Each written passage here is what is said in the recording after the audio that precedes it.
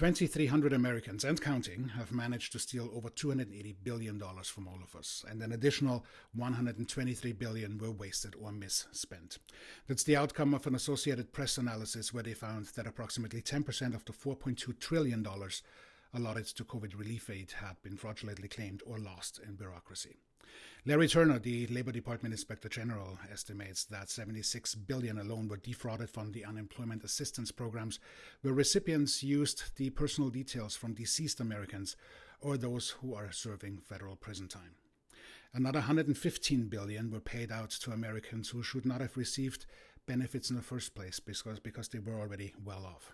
The issue that aided the theft was the speed in which the government spun up the COVID relief programs during the early stages under the Trump administration. However, let's not get this completely wrong.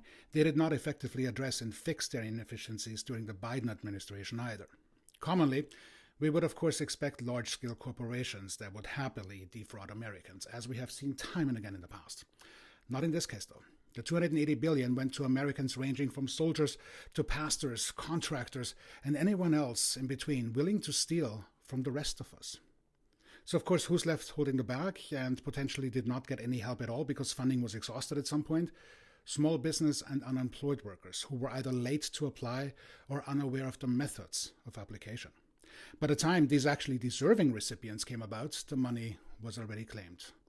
Also, the $280 billion is likely an underestimation. Federal investigators are still examining thousands of potentially fraudulent claims. For now, the U.S. government has already charged over 2,230 defendants with pandemic-related fraud crimes. So, if you, or somebody you know, defrauded funds from the rest of us, the law is working slowly. As we know, the government is not fast. But it's going to catch up, and then it's time to pay up. As far as I'm concerned personally, anyone defrauding the collective deserves a not-so-cozy jail cell or, of course, paying back with interest plus a fine on top of it to make whole the rest of us. But how could this have been avoided altogether? With the one thing that too many Americans have an allergic reaction to: more spending on government processes, leading to a better organized, streamlined, outfitted, staffed, and educated government workforce. Would this mean a bigger government?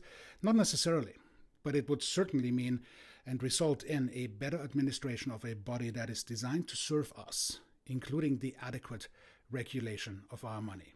Because the next pandemic is likely going to happen. The question is, what are we going to do with our money then?